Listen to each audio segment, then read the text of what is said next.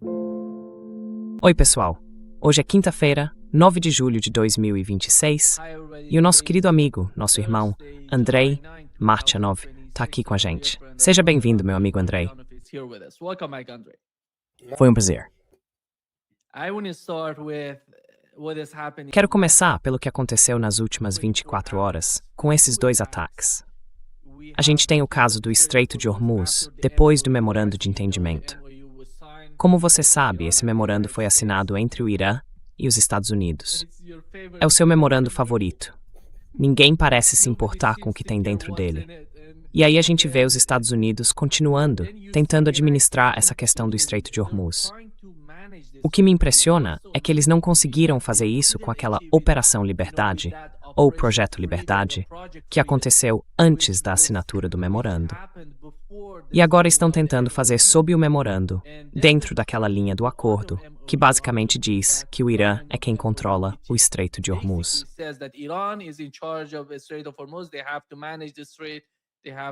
Eles precisam administrar o estreito, precisam garantir a passagem livre por 60 dias e tudo mais. Aí os Estados Unidos mandam navios de guerra para o estreito, tentando de alguma forma encontrar uma rota alternativa para os petroleiros que estão tentando passar por ali. Andrei, olhando para os ataques, os Estados Unidos estão atacando toda vez na parte sul do Irã. Eles estão tentando, militarmente. Eu não sei qual é o objetivo do que os Estados Unidos estão fazendo. Qual é a sua interpretação disso?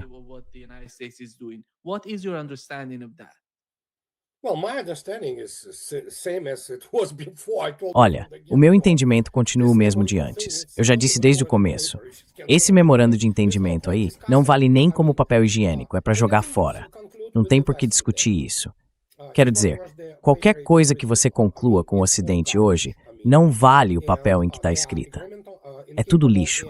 Eles são incompetentes para fazer acordos, incapazes de cumprir qualquer um. Então, discutir um documento, mesmo que passe, digamos, pelo Congresso e seja ratificado, ganhando força legal, ainda assim não vale nada, porque essa é a natureza do Ocidente moderno. E quanto ao que eles estão tentando fazer, o Trump foi derrotado em todo lugar. Ele é um perdedor. Assim como o exército dos Estados Unidos. São perdedores. Vamos ser bem diretos sobre isso.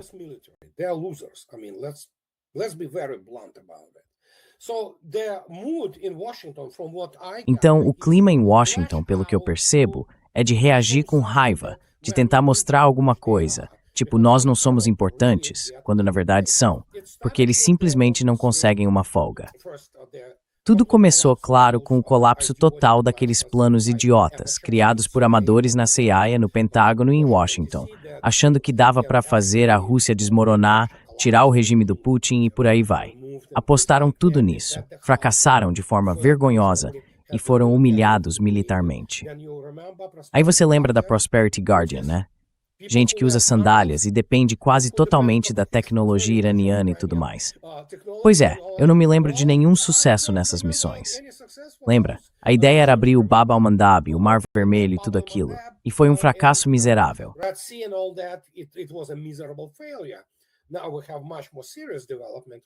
Agora a gente tem uma situação bem mais séria com Israel, que controla os Estados Unidos, suas sanções militares e tudo mais. Então, pelo que eu li, eles estão apanhando feio, até mesmo segundo Al Jazeera. Al Jazeera é uma emissora bem complicada. Não pequena, claro, é financiada por aqueles sheiks, você sabe, aqueles. Mas mesmo assim, eles admitem. Quer dizer, o posto de comando das Forças Armadas dos Estados Unidos na Jordânia foi atingido, junto com... Enfim, é algo realmente sério. E mais um míssil Patriot PAC-3 foi completamente destruído. Pelo que eu vi, o Bahrein também está sendo atingido. Praticamente não há defesa aérea lá, se é que existe alguma. E sim, isso vai continuar. E agora a gente vê que a coisa está acontecendo mesmo na Jordânia e mais adiante também.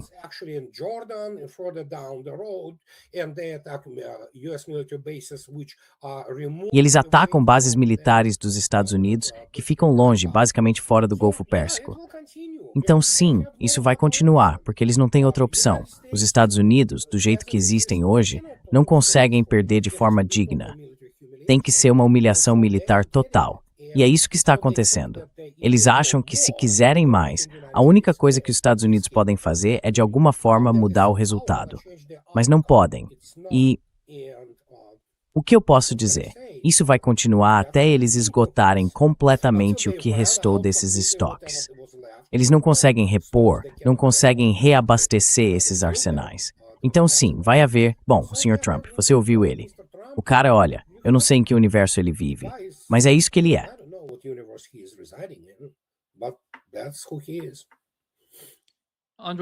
Andrei, vamos supor que eles estejam tentando conseguir alguma coisa nessa operação.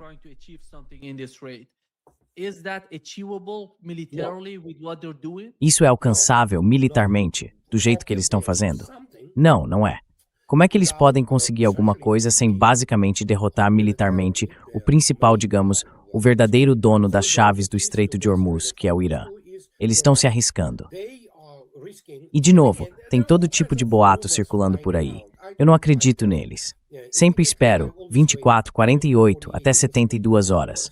Mas dizem, acertamos um destroyer dos Estados Unidos. Talvez e tomara que não. Eu não quero que isso escale, mas vai continuar. Essas tentativas, esses espasmos, porque tem todas as características de espasmos, não de uma operação planejada e séria, são isso mesmo, espasmos.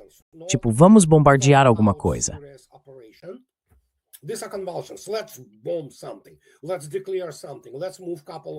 Vamos deixar uma coisa clara. Vamos mover alguns destroyers para perto, ali nas aproximações do Estreito de Hormuz. Imediatamente, eles ficam de novo sob ameaça de serem atingidos por mísseis antinavio ou qualquer outra coisa que o Irã tenha. Então, o que acontece? Continuam os bombardeios, fazem as missões, recuam, esperam para ver o que vai acontecer. Porque é o único jeito. É basicamente uma repetição do Vietnã, em muitos aspectos. Lembra do Linebacker 1, Linebacker 2? Vamos bombardear e ver o que acontece. Eles bombardeiam, nada muda, e tudo acaba em Paris, em 1975. E agora é exatamente o mesmo padrão. Esse é o jeito americano de fazer guerra.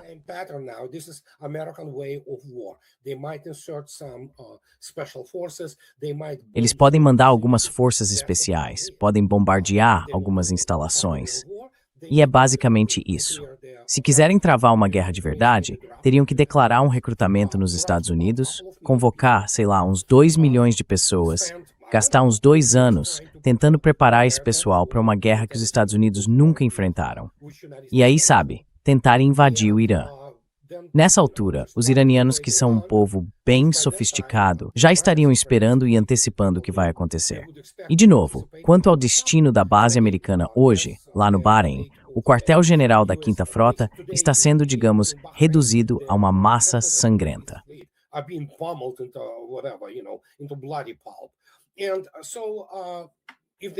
Então, se eles acham que podem ter bases ou áreas de preparação, sabe, nessas zonas de montagem, eu tenho um recado para o Pentágono. Eles ainda pensam dentro daquele paradigma de 1945, entende? Então, o que eu posso dizer? É o único jeito que eles conhecem. Claro, eles têm aquela outra opção, a chamada opção sanção, que Deus me livre, é nuclear. Mas aí é claro, sabe o que acontece? Os Estados Unidos viram um estado pária, e isso abre uma outra caixa de problemas. A gente não vai entrar nesse assunto agora. Então é isso. Fora isso, mover 1 ou 2 destroyers de um lado para o outro, você precisa equipá-los com o que tem disponível para esses navios. E o que eles têm são mísseis SM-6, SM-2 e SM-3, carregados naquelas 96 células. Pelo menos metade delas são armas de ataque.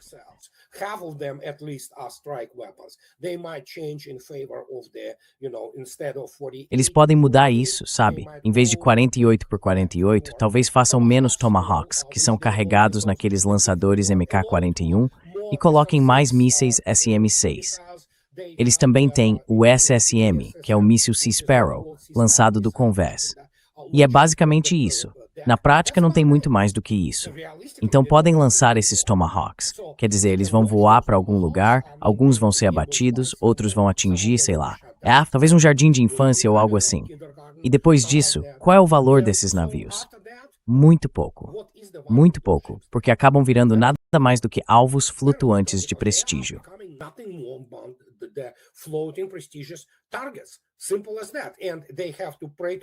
Simples assim.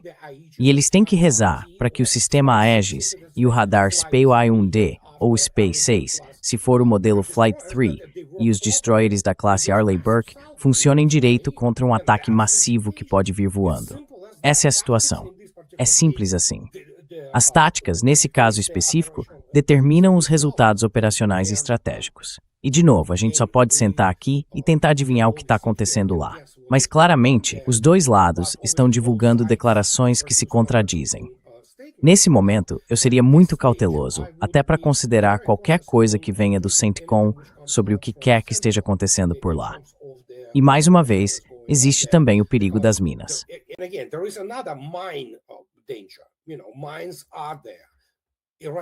As minas estão lá. Os iranianos sabem onde elas estão. Não dá para remover essas minas sem um acordo de paz. O Trump é incapaz de fazer um acordo de paz. Ele é controlado por Israel. Ele pertence a Israel. Washington D. pertence a Israel. É simples assim. E os Estados Unidos vão agir de acordo com os interesses de Israel. E Israel e Netanyahu são basicamente um círculo criminoso. Eles precisam de uma guerra, porque se não tiver guerra, ele acaba atrás das grades. É simples assim. Quer dizer, é realmente muito simples. E isso vai continuar de certa forma. E o Irã vai continuar reagindo. Eles obviamente têm muitas armas para responder. E é isso.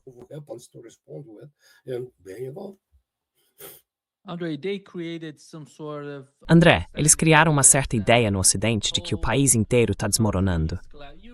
Você lembra como isso começou? Diziam que não havia apoio ao governo e que tudo estava ruindo por dentro. E agora você vê o funeral chegando. E é inacreditável. Do meu ponto de vista, eu nunca vi, ninguém nunca viu, nada parecido com isso.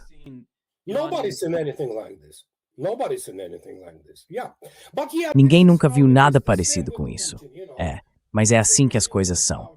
O mesmo vale para o Putin, sabe? O regime do Putin está cambaleando, está prestes a desmoronar. As pessoas que falam esse tipo de coisa. Primeiro, é preciso entender o nível intelectual extremamente baixo das elites ocidentais. Pega praticamente qualquer professor de qualquer área de humanas. É uma fraude acadêmica o que se ensina ali. Desde qualquer coisa, até o que eles chamam de ciência política, que na verdade é uma disciplina totalmente falsa. Não é um ofício, não é nada. Ou jornalismo. Eles não sabem nada sobre o mundo real. São um bando de pessoas doutrinadas, idiotas diplomados, na maioria das vezes. Vejo muitos deles dando aula nas academias militares e nos colégios de guerra dos Estados Unidos. São completos imbecis. Posso citar a Sarah Payne, o Victor Hanson. Elas não têm ideia do que está listening.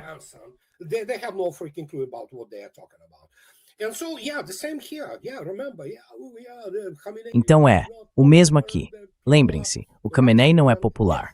O povo está se levantando. E sim, 40 milhões de pessoas, basicamente metade da população do Irã, se despediram do líder deles. Isso não tem conserto. Não tem como consertar. Você não pode ir, por exemplo, à CIA. Gente, vocês são amadores. As pessoas que são realmente profissionais lá dentro da CIA não são promovidas. Elas não chegam ao poder. Você pode ir ao Pentágono. A maioria dos generais e almirantes deles são amadores. Vivem num mundo de fantasia criado por Hollywood. As pessoas que são profissionais, que têm integridade, de novo, essas não chegam aos centros de poder. Alguém se recusa a servir? Você nem precisa se recusar a servir. Sempre pode apresentar uma carta de demissão. Isso vai acabar com a sua carreira e com o seu futuro. Mas quero dizer, dá para fazer isso se você tiver consciência, se tiver coragem.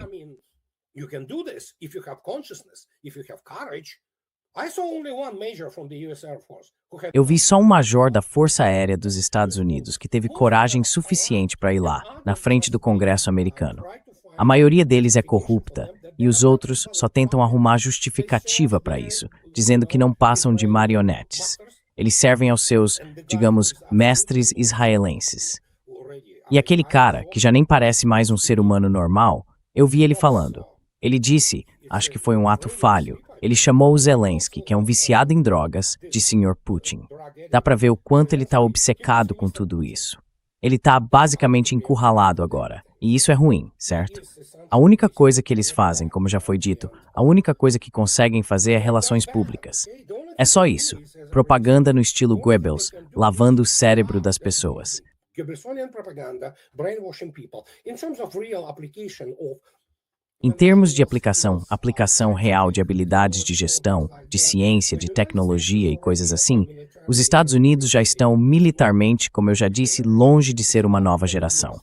Estão cerca de 20 anos atrasados em relação à estrutura organizacional, ao equipamento, à arte operacional e à visão estratégica de guerra. E o que é que eles fazem? Boom! É a única coisa que sabem. É isso que acontece quando a sua história é basicamente inventada. Quando se cria esse conto de fadas de que sim, nós bombardeamos a Alemanha nazista até ela se render. Claro, é assim que eles se veem. Não todos, que fique claro.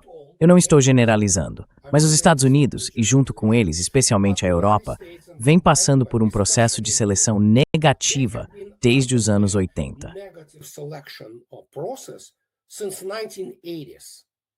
That's when this sort of Foi aí que esse tipo de coisa começou. Mas, por qualquer motivo que seja o envolvimento dos serviços secretos, como a CIA, o BND ou o MI6, ou das elites deles, dá para ver claramente uma degeneração do intelecto, ou do que hoje em dia passa por isso. Dá para ver com os próprios olhos. O nível intelectual é de terceiro mundo. Pegue qualquer um deles. O que se vê são pessoas supersensíveis, cheias de melindre, que não aguentam nem crítica nem fatos. Essa é a grande tragédia. Você não pode chegar e dizer, olha, esse é o fato, essa é a evidência empírica disso, porque eles vão negar, vão embora, porque é assim que são.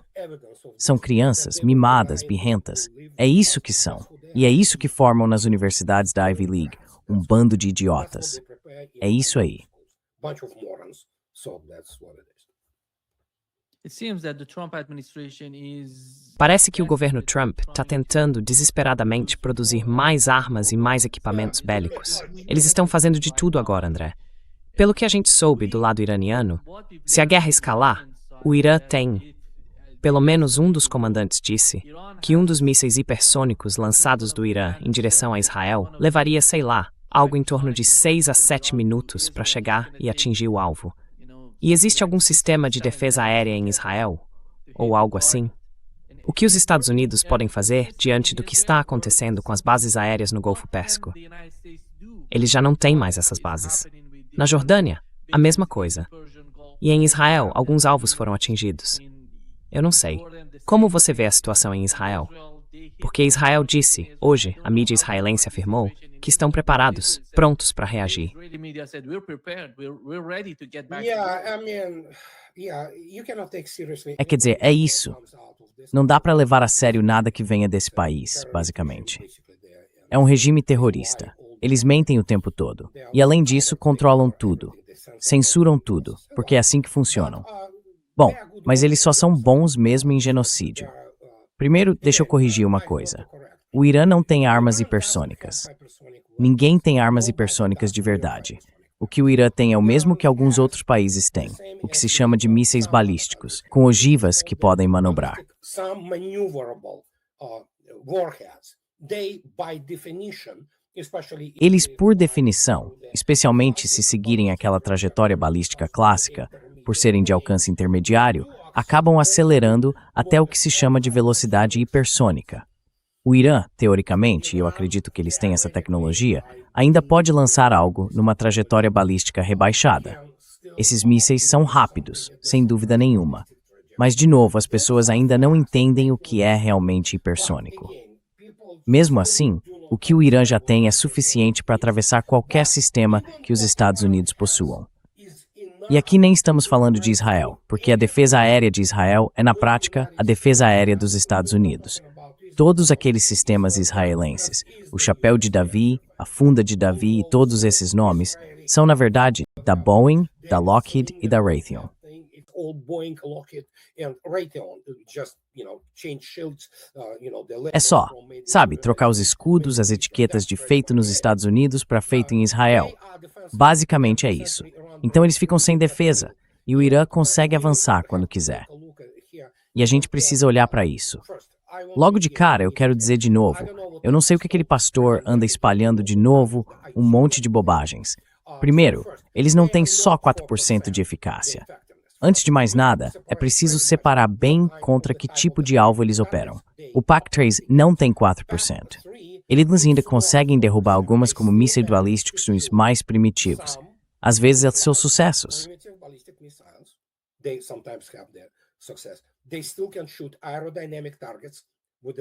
Eles ainda conseguem atingir alvos aerodinâmicos do tipo subsônico, que podem ser, aviões ou, obviamente, drones, como os de longo alcance, tipo Shahed nesse caso. É verdade, eles conseguem rastrear, travar o alvo e, às vezes, até acertam. Não é 4%. É mais ou menos, como eu já disse, entre 20% e 30%. Ainda assim, é patético. Não se engane, é patético, mas não é 4%. Mesmo que seja entre 20% e 30%, isso significa que continuam indefesos. Basicamente, não dá para mitigar, não dá para reduzir o impacto de nenhum tipo de ataque. E o Irã pode lançar esses ataques complexos contra qualquer alvo nos Estados Unidos e em Israel na região.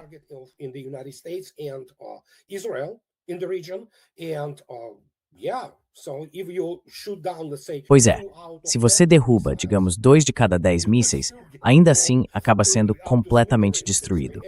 Dá para ver isso nos vídeos de hoje lá do Bahrein. Eles provavelmente derrubaram um. O resto simplesmente passou e explodiu no alvo. E é isso que o Irã faz. Eles têm tecnologia para superar esse tipo de defesa. E também porque os Estados Unidos não têm um sistema de defesa aérea realmente funcional. Ninguém tem, nem a OTAN. E esse é outro ponto que muita gente não entende.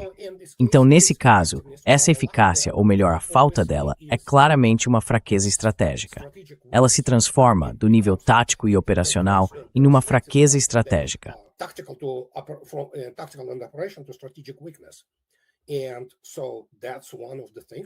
E é por isso que essa é uma das coisas em que eles nunca pensaram. Porque toda a ideia da defesa aérea americana se baseia nessa mistura aleatória de sistemas, tipo NASAMS e PAC-3. E temos a Força Aérea. É claro. Boa sorte tentando usar a Força Aérea como defesa aérea.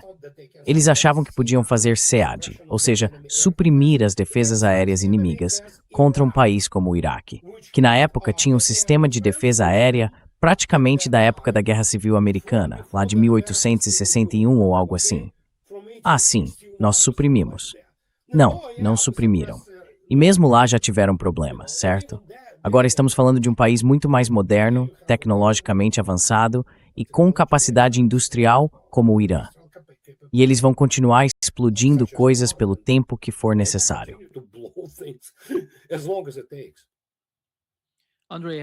André, e quanto à capacidade dos Estados Unidos de produzir novos mísseis, talvez mísseis hipersônicos? Não.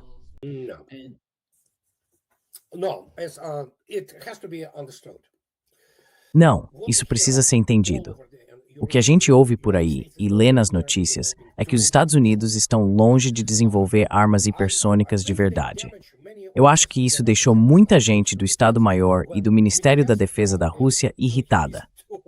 Quando o Sr. Hexer visitou um dos campos de testes, onde mostraram para ele essa arma hipersônica de longo alcance, de repente descobriram que essa tal arma tinha uma massa de 13 quilos. Lembra daquela cena do filme O Espião que Me Amava, com o Dr. Evil, o Mike Myers?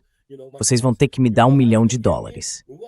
E todo mundo na ONU começou a rir, porque, poxa, o que é $1 milhão hoje em dia? É a mesma coisa aqui. Ogiva de 13 quilos?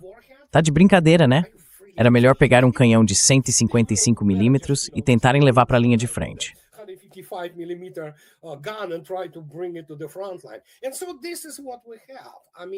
Então, é isso que a gente tem. Quer dizer, tudo gira em torno da capitalização, do lucro final. Não estou dizendo que os Estados Unidos não tenham bons engenheiros e designers. Tem, com certeza. Não se engane. Ainda há pessoas muito competentes. Algumas das escolas de ciências e tecnologia nos Estados Unidos estão entre as melhores do mundo. São escolas realmente boas, sem dúvida. Quando eu falo da Ivy League, eu me refiro aos cursos de humanas. Basicamente, fábricas de diplomas. É isso que são. Mas em matemática, engenharia, física e áreas assim, eles não são ruins. E claro, os Estados Unidos têm uma das melhores, se não a melhor, bases laboratoriais do mundo. O problema é o sistema em si, o mecanismo, por assim dizer, que é estruturado de um jeito que deixa claro para qualquer um. Essas armas são feitas como produtos comerciais. Those weapons are made as the commercial items.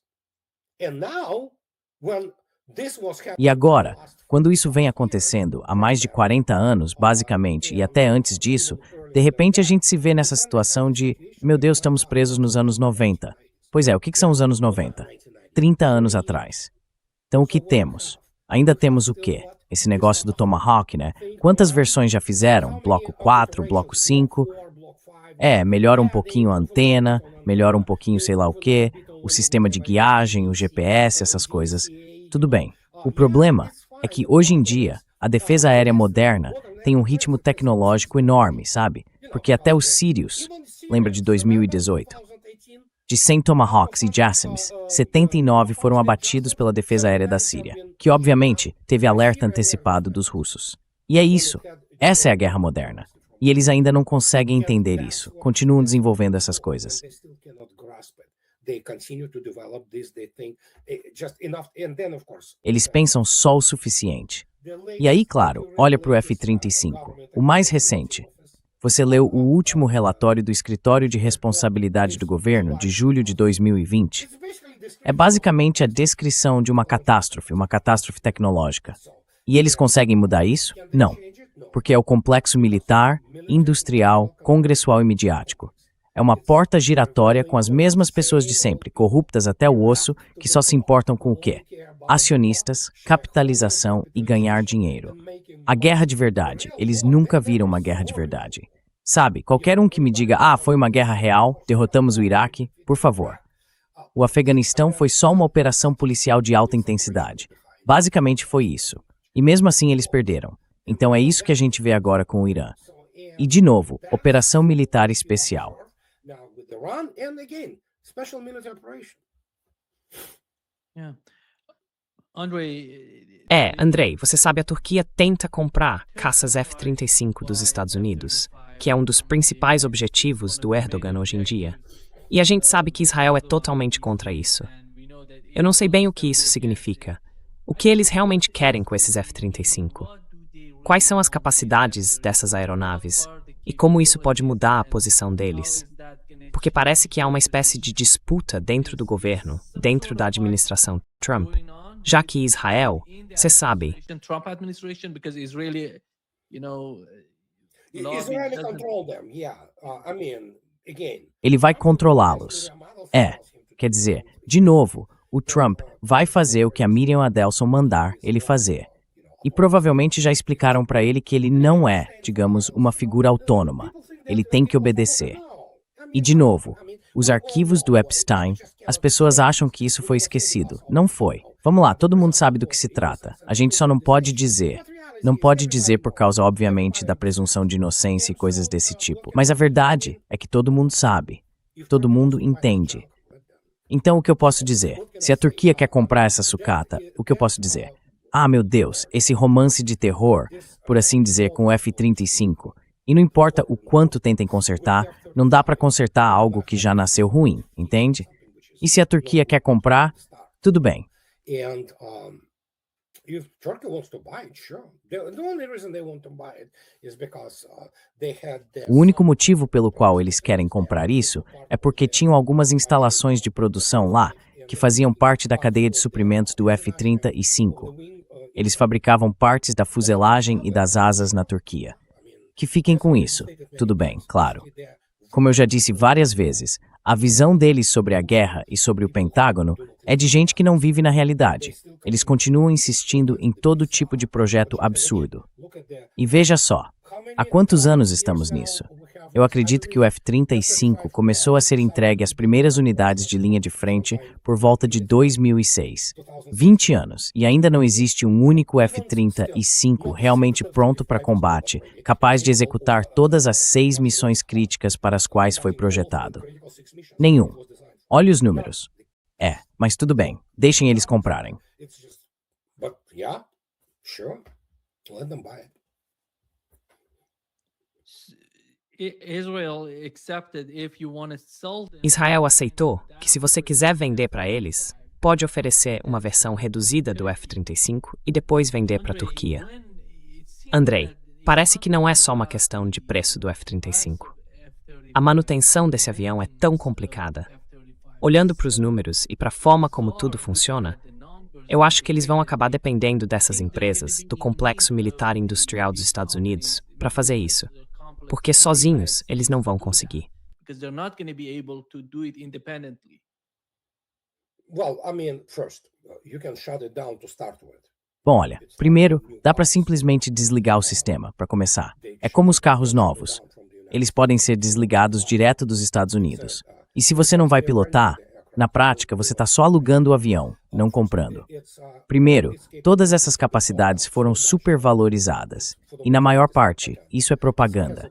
Tem um bom radar, tem capacidade de operar em rede, mas em termos de voo e de toda essa furtividade, é tudo conversa fiada, entende? É basicamente propaganda, desenvolvida lá desde, sei lá, os anos 90. E é um Hangar Queen, um avião que passa mais tempo parado do que voando. Os Estados Unidos não produzem mais aviões de combate que não sejam assim. Eles precisam, bom, não me cite nisso, mas eu acredito que para cada hora de voo de um F-35 são necessárias 30 horas de manutenção. Isso não é um avião de combate.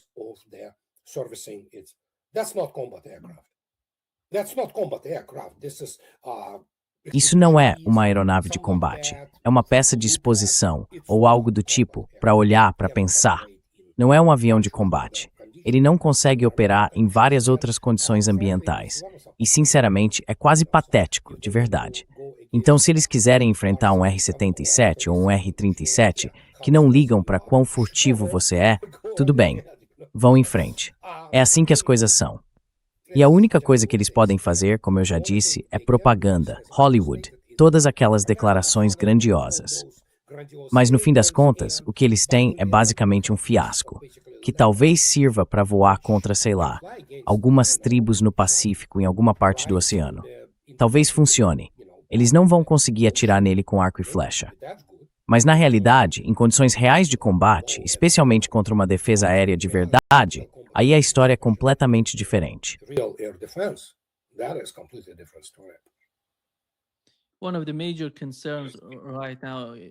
Uma das grandes preocupações agora, André, é com aquelas pessoas nos Estados Unidos, como Tucker Carlson, que estão dizendo que não precisamos estar tão próximos de Israel, nem militarmente, nem em termos de inteligência. Existem duas resoluções em discussão neste momento. As seções 224 e 662. Basicamente, elas querem unir tudo o que é dos Estados Unidos com Israel. O que isso significa para as futuras guerras de Israel? Isso quer dizer que os Estados Unidos vão tudo a Israel.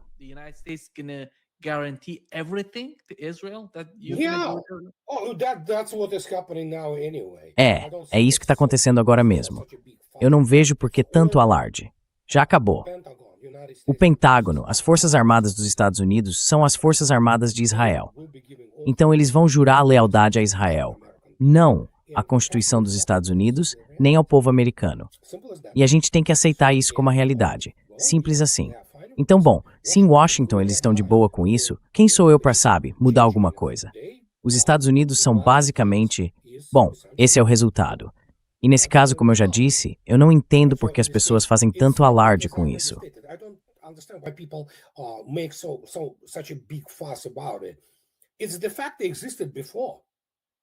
É o fato de que isso já existia antes. O exército dos Estados Unidos é praticamente uma força a serviço de Israel. Quer dizer, eles fazem o que Israel manda. A diferença é que agora isso está tão escancarado que, sinceramente, eu nem sei como descrever. A gente precisa chamar as coisas pelo nome. A única coisa é que, talvez, como eu já disse, eles mudem o juramento. Em vez de ser a Constituição dos Estados Unidos e ao povo americano, talvez incluam Israel. E aí, os militares americanos vão continuar jurando lealdade a Israel, depois à Constituição dos Estados Unidos, o que restar dela, e ao povo americano. É triste, mas eu não estou exagerando nem um pouco. É isso que vem por aí. E pelo visto tá tudo bem. Tem tantos sionistas em Washington. Washington é basicamente sionista. É isso. When they signed MOU, the first Quando eles assinaram o memorando de entendimento, a primeira cláusula falava sobre Israel se retirar do Líbano. Aí você vê os Estados Unidos juntando Israel e o governo libanês para assinar um novo memorando entre os dois, que basicamente diz que Israel vai continuar lá. E depois vem o governo Trump falando em enviar tropas americanas para o Líbano. O que isso significa para você, André? Do ponto de vista militar, o que quer dizer mandar tropas americanas para o sul do Líbano? American troops to southern Lebanon. I don't know. I mean, it's difficult to understand Eu não sei. serious geopolitical. Quer dizer, é difícil entender a lógica geopolítica e de interesse nacional da Síria no governo Trump, mesmo se a gente tirar o controle óbvio de Israel sobre a maioria das decisões dele em relação ao Oriente Médio. Não faz sentido, porque primeiro você precisa olhar em volta e ver quem está ao redor dele. E nesse caso, provavelmente é para adoçar a pílula amarga para Israel, para dizer, olha, tá vendo? Ainda temos basicamente tropas que são, na prática, seus aliados no Líbano. Porque o Trump precisava desse truque do Líbano. É um jogo de ilusão, entende? Tudo pensado com manobras de bastidores, tipo um jogo de copos, basicamente. E aí, digamos para dizer para os iranianos, olha, tá vendo? A gente meio que resolveu essa questão. Oh, you see, we kind of sort of settled this thing. They can settle nothing. They have no Eles não conseguem resolver nada, não tem nenhuma carta na manga, não tem capacidade de mudar coisa alguma lá fora. Mas mesmo assim, precisam de algum jeito acalmar o Netanyahu e o círculo de fanáticos em volta dele. Então é isso que eles estão fazendo. Chamam isso de diplomacia nos Estados Unidos. Mas não é diplomacia. É basicamente um show de horrores. É isso que é. E aí, nesse caso, quando começam a falar que, vamos colocar tropas aqui, isso é um memorando de entendimento? Sério? Vamos lá. Pode jogar isso fora. Nem vale a pena discutir. Memorandos não são documentos obrigatórios. E, de novo, mesmo documentos obrigatórios não significam nada para os Estados Unidos e para o Ocidente como um todo. Ponto. Eles não têm palavra. Bom, quer dizer, o Trump é o mestre da própria palavra. Ele pode dá-la.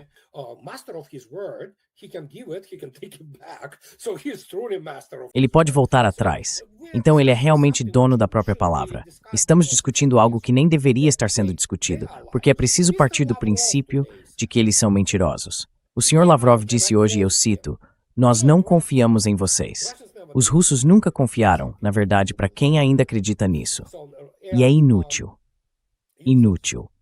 Agora, só o combate, só a guerra vai resolver. E os Estados Unidos já foram derrotados. Mas sim, eles vão continuar com essas convulsões, tipo um bumerangue, sabe? Vamos explodir alguma coisa na ilha de Kark. Esse idiota, com licença, já quer de novo. Vamos tomar a ilha de Kark. Boa sorte para tomar e ver o que vai acontecer. Mas é isso que eles são capazes de fazer.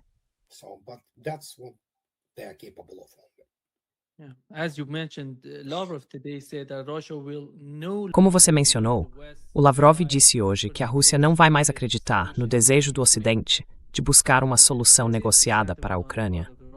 E esse é o sentimento do lado dos russos. E Andrei, eu acho que a gente precisa pensar nos dois lados.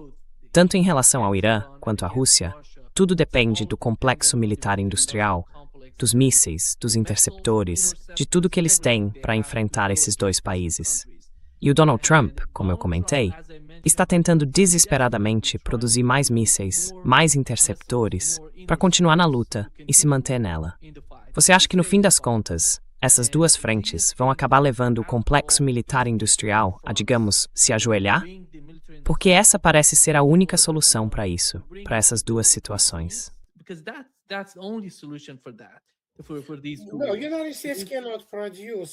Não, veja bem, está dizendo que não pode produzir. De novo, sustentação é uma palavra muito na moda entre o pessoal do Pentágono. Eles adoram falar que é preciso sustentar isso, sustentar aquilo. Mas os Estados Unidos não conseguem sustentar nada. Na verdade, nunca conseguiram. É por isso que, principalmente, sempre foram muito cautelosos na hora de escolher inimigos, como o Iraque, por exemplo. Porque sim, dá para sustentar talvez um mês. Depois disso acabou, e isso foi admitido. Olha, não é algum russo qualquer dizendo isso aqui.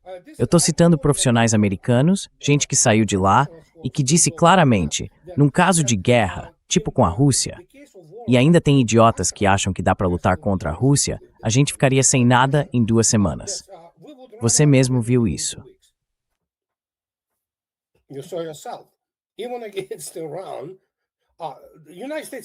Mesmo contra o Irã, os Estados Unidos basicamente consumiram em 2 semanas, talvez em 1 mês, metade do seu arsenal de armas de longo alcance.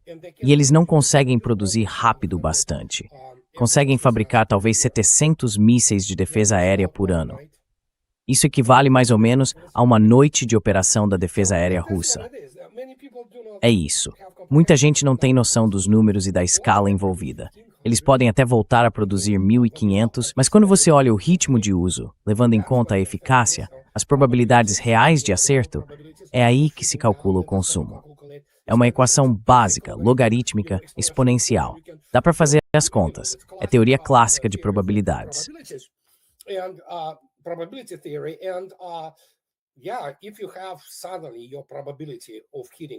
Se de repente a probabilidade de acerto com um único míssil passa daquele número declarado, que é pura conversa fiada, a gente sabia disso, de 0,85 para, na verdade, algo em torno de 0,4. Uau! Olha só o gasto real. Ele cresce enormemente. E estamos falando de 1.500 mísseis. Eles ficam fracos num combate de verdade quando centenas de mísseis inimigos são lançados contra você. E mesmo que você consiga interceptar alguns deles, de novo, a teoria pura da probabilidade não funciona de forma tão simples aqui. É preciso levar em conta muitos outros fatores que basicamente estão resumidos nessas probabilidades. E mais uma vez, a gente sabe, por exemplo, que 3 dos 8 sistemas THAAD foram destruídos pelo Irã. E isso significa o quê?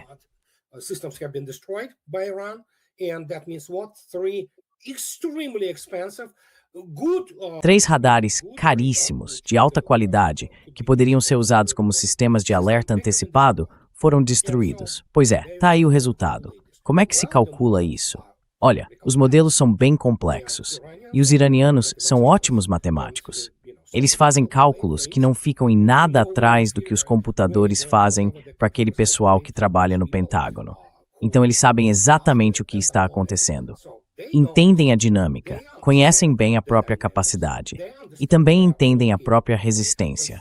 E resistência, nesse caso, é algo matemático. É expectativa matemática, basicamente. Então eles sabem como isso funciona. Agora, o pessoal do Pentágono sabe, alguns sabem, outros só estão seguindo o fluxo.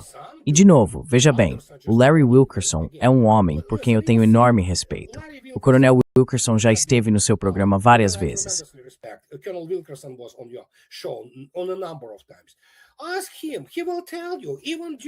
Pergunta para ele vai te contar. Mesmo nas eleições de 2003, o Pentágono era comandado por Israel, pelo amor de Deus. Ele vai te dizer que Douglas Feith e o pessoal político, sabe, o departamento político do Pentágono, eram eles que mandavam. Eles faziam isso por Israel, eram controlados por Israel. Então, o que você espera? E como eu já disse, eu olho agora para os resultados no nível tático, especialmente no nível tático alto, o de regimento, brigada, principalmente. E também olho para o nível divisionário, que já é o nível operacional, tático e operacional, no nível de corpo e acima, dentro da operação militar especial.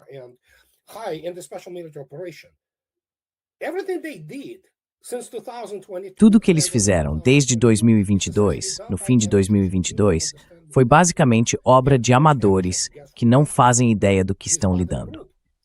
E quem são esses amadores? O grupo de Wiesbaden. Caso alguém ainda ache que a Ucrânia luta sozinha, são aqueles caras lá, os agutas, aquele Donahu, sabe? Todos aqueles generais da Bundeswehr, todos esses amadores de Londres, com todos aqueles certificados e tudo mais, que não entendem o básico sobre operações. Olha o que eles fizeram. Mandaram para a morte 2,4 milhões de ucranianos usados como bucha de canhão. Essas pessoas são criminosos de guerra. No fim das contas, estavam jogando, por assim dizer, dinheiro bom em cima de dinheiro ruim.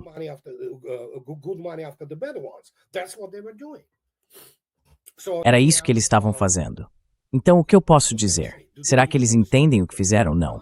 Eles não têm honra, não têm integridade, não têm humanidade, porque são covardes, nunca viveram uma guerra de verdade. As famílias deles estão seguras aqui nos Estados Unidos. As esposas deles não vão ser estupradas. Os filhos deles não vão ser mortos. As casas deles não vão ser bombardeadas. Esse é o jeito americano de fazer guerra. Porque eles sempre lutam em outro lugar, enquanto as famílias deles, aqui nos Estados Unidos, pelo menos até agora, estavam ganhando, fortunas enormes na Bolsa de Valores, ou seja lá no que for. Acabou.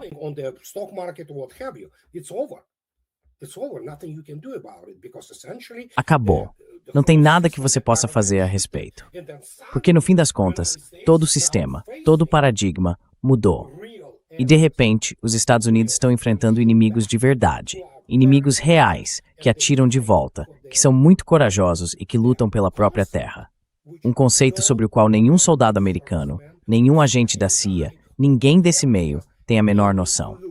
A única coisa que eles sabem é o que foi enfiado na cabeça deles. Estamos lutando pela democracia e pela liberdade. Não, não estão.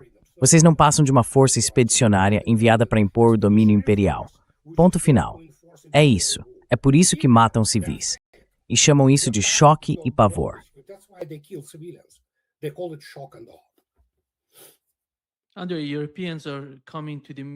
E os europeus estão indo para a Ásia Ocidental.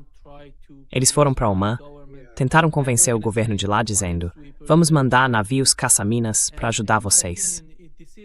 Na minha opinião, isso faz parte de um movimento meio desesperado para mostrar a Washington: olha, estamos do seu lado, então você precisa nos apoiar na Ucrânia. Precisa apoiar mais. Esses são dois. Até hoje, eu estava conversando com o Michael Hudson e o Richard Wolff. Eles disseram que são duas caudas, Israel e a Europa, tentando balançar o cachorro do jeito que querem.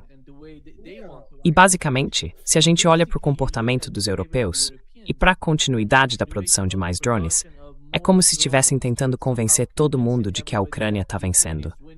Vamos continuar com isso. Esse é o modo de pensar na Europa. Eles estão tentando convencer Washington de que estão ganhando e de que estão fazendo algo na Ucrânia. E qual é a sua visão sobre isso? Já que, como Donald Trump disse, Andrei, ele afirmou que a guerra na Ucrânia não está afetando os Estados Unidos.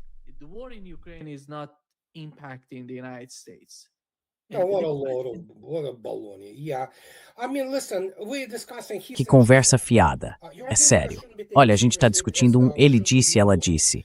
Os líderes europeus não devem ser levados a sério, assim como a própria Europa. Quero dizer, a Europa acabou. E eu sei, a França vai deixar de existir como nação até 2040. Os franceses, como povo nativo, vão desaparecer. O país está sendo islamizado e arabizado numa velocidade impressionante. Na Inglaterra, hoje, o nome Mohammed é o mais popular entre os meninos. Isso já diz tudo o que você precisa saber. Então é isso. A Europa acabou. Já era. Não vai se recuperar.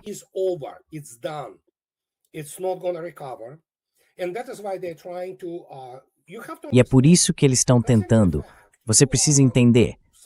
Imagine que você é um cara da Inglaterra, sei lá, da alta classe ou algo assim. Você entra naquelas escolas de meninos especiais, é abusado lá por pedófilos.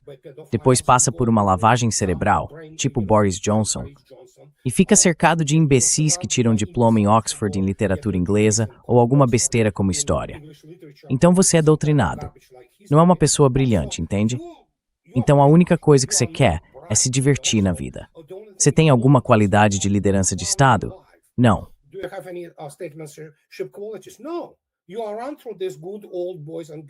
Vocês são movidos por esses velhos esquemas, esses grupos de amigos e conexões.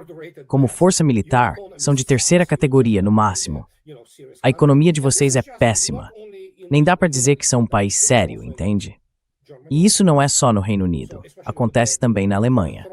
E aí, para piorar, vem esse complexo constante de inferioridade e trauma, porque por algum motivo, o Exército Vermelho resolveu se livrar do regime favorito deles, que eram os nazistas. Pode olhar qualquer alemão ocidental. O que você vai encontrar? Um oficial da SS ou da Wehrmacht, ou alguém que serviu lá. É isso que eles são. E a Europa, como um todo, é isso aí.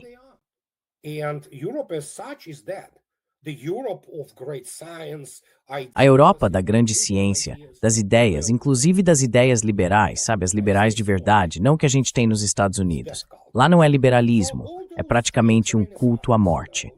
Então todas essas coisas, o renascimento, o iluminismo, os direitos humanos, tudo isso acabou. Não existe mais. É uma completa deformação da civilização europeia. Ela é comandada por pedófilos e satanistas.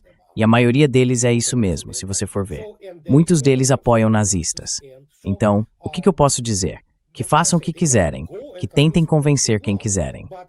Mas, de novo, como eu já disse antes, se você quiser conferir, se conversar com um profissional da área de geopolítica, chegue para ele ou para ela e pergunte: o que você pode me dizer sobre COFIEM, a correlação de forças e meios?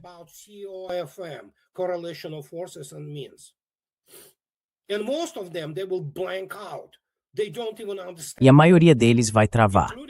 Nem entende do que se trata, inclusive muitos desses militares. Você olha para esses militares como esse almirante Bauer, o cara é um palhaço, sinceramente. Eles são bons em fazer declarações grandiosas. E o último comunicado da cúpula que eles divulgaram tem 6 parágrafos, uma página só. Não dizem nada além dessas palavras de efeito. E o que é que eles conseguem fazer de concreto? Nada. Então, só conseguem jogar esse tipo de jogo porque os regimes na Europa estão por um fio. E o único destino que vai restar para eles é repetir Toulon. Porque em algum momento, e isso já começou, a Europa vai passar fome.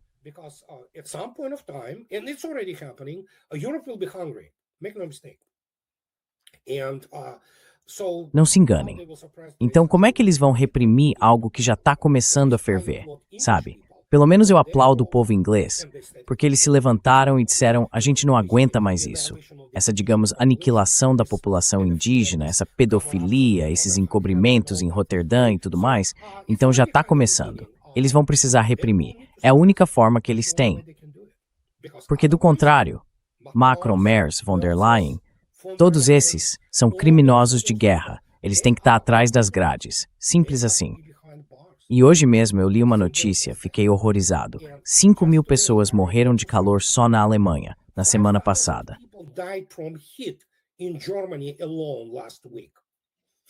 E uau! E os alemães, se os alemães querem continuar tolerando criminosos no comando, que deixem. Sabe, se eles desaparecerem, ninguém vai chorar por isso. Eu sempre digo que a única coisa com que os russos precisam se preocupar é com que tipo de tropas vão salvar os tesouros do Louvre e das galerias de arte. É isso que a Europa é. Um buraco de terceiro mundo com galerias de arte bonitas. Simples assim. É o que está virando, e é o que vai virar. Na verdade, já está bem nesse caminho. Então a gente tem esse tipo de jogo, essa disputa entre essas entidades que basicamente estão no fim da linha. A primeira é Israel. E eu nem sei se vai conseguir sobreviver como Estado.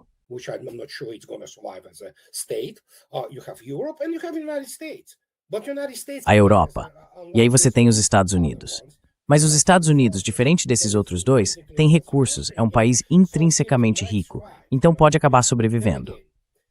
Além disso, os americanos, com todos os defeitos que têm acesso à informação. Eles realmente têm o Tucker Carlson, a Candace Owens, todo tipo de gente com milhões e milhões de seguidores. Já na Europa, olha, se você usar por engano uma imagem da RT, você vai preso. Isso é 1984. São os campos de concentração totalitários, Haus des Blairwald.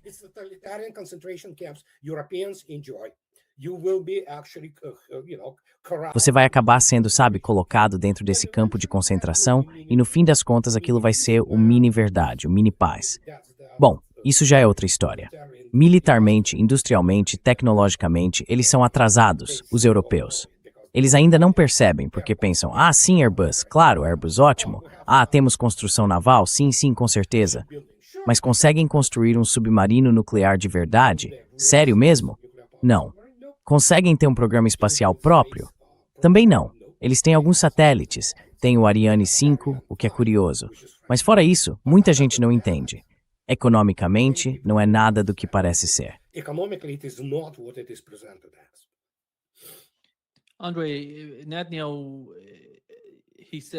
André, o Netanyahu disse que Israel está construindo novas alianças e desenvolvendo novos relacionamentos. Ele falou: é isso que eu estou fazendo agora com a Índia. Pois é, uma das grandes questões agora é: A Índia tem mesmo capacidade de substituir ou de alguma forma participar do que Israel quer na região? Porque se você vai tão longe a ponto de apoiar Israel desse jeito, isso significa que vai ter que oferecer tudo para Israel. Eles querem tudo.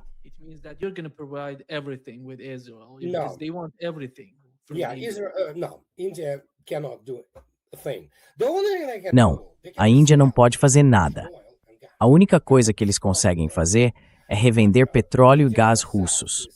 Provavelmente é só isso mesmo. A própria Índia depende e muito das transferências tecnológicas da Rússia, em armas, em tecnologia, em tudo.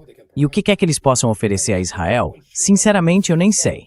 Agora eles estão mandando migrantes para a Ucrânia. Isso é fato. Não há conflitos entre esses indianos que vão para lá, dá para conferir, tá tudo na internet. Então, se os israelenses quiserem aceitar alguns migrantes indianos, tudo bem. Fora isso, é tudo. Não é exatamente lixo, mas quase isso. Entende? It's all pure garbage, okay? The whole West, from United States to Israel. Todo o Ocidente, dos Estados Unidos até Israel, virou uma espécie de, como eu já disse antes, um circo, sabe? Eles apresentam os números de trapézio e dizem que aquilo tem algum conteúdo, e você olha e pensa, meu Deus do céu. É impressionante o quanto eles caíram. É algo geracional, um movimento tectônico na história da humanidade, um desses grandes deslocamentos, entende? E esse é o fim do Ocidente como a gente conhecia. E a Europa, de novo, já é praticamente um segundo mundo. Muita gente entende isso. A última onda de calor mortou que você mover a Europa. The latest heat wave proved everything you needed to know about Europe.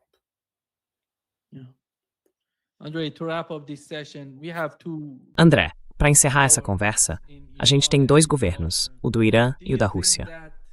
Você acha que a percepção desses dois governos chegou a um ponto em que negociar, conversar com os Estados Unidos já não faz mais diferença? Porque essas pessoas estão tentando, com o memorando de entendimento com o Irã, dá para ver cada cláusula sendo violada. Não sobrou mais nada ali.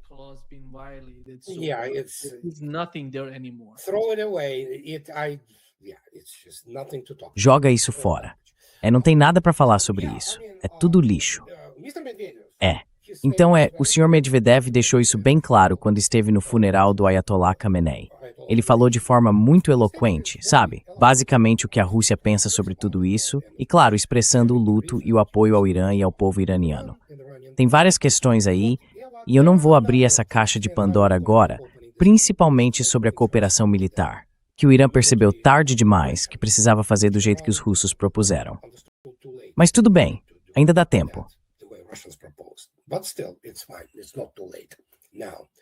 And so, Então, o Irã é fundamental para a Rússia. Não tanto por causa do acesso ao Oceano Índico ou coisas desse tipo, mas por uma questão de segurança, tanto da Rússia quanto do próprio Irã. Principalmente quando a gente pensa no Mar Cáspio e nessas tentativas de desestabilizar aqueles regimes corruptos da Ásia Central, como o Cazaquistão e o Uzbequistão.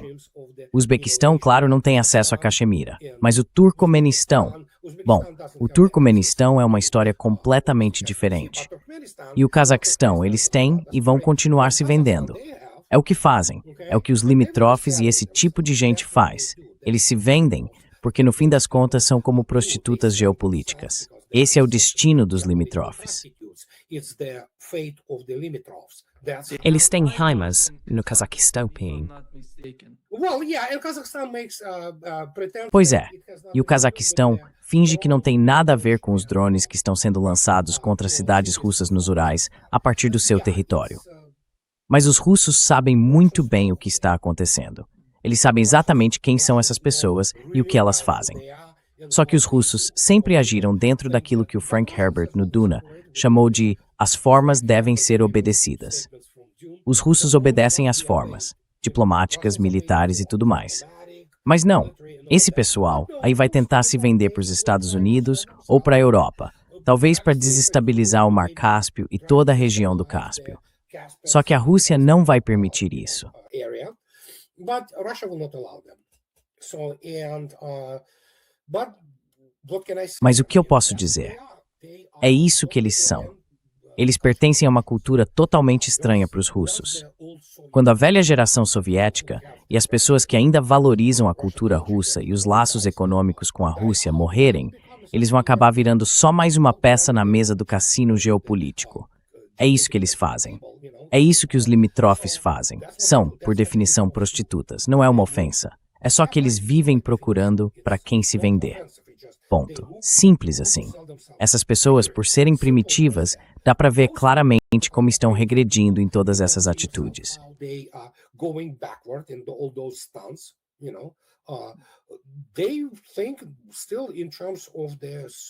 Eles ainda pensam em termos de, considerando as características culturais deles, eles adoram se exibir, adoram consumir.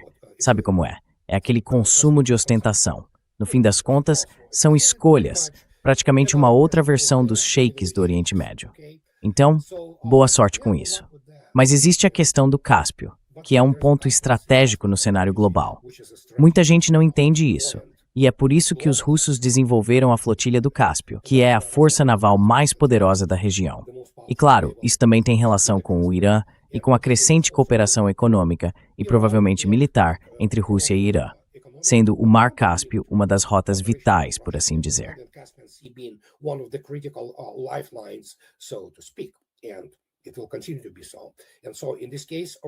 E vai continuar sendo assim. Então, nesse caso, a Rússia e o Irã estão totalmente no mesmo barco. E claro, agora existe uma relação muito amistosa se desenvolvendo entre iranianos e russos, apesar das diferenças culturais e tudo mais. Mas só para dar um exemplo, não precisa de visto.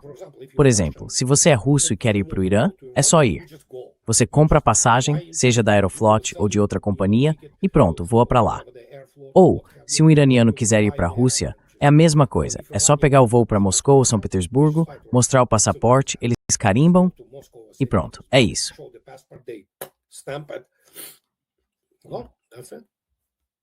O sistema bancário deles também está ficando muito mais conectado. Bom, tem muita coisa acontecendo. E mais uma vez, chegou a hora de começar a olhar de forma realista para a cooperação militar. Não com outros países, mas com a Rússia. Como os russos disseram, você deve lembrar do Vladimir Putin dizendo há uns 3 anos que eles ofereceram ao Irã praticamente tudo que o Irã não quis naquela época. Agora, tenho quase certeza de que eles querem.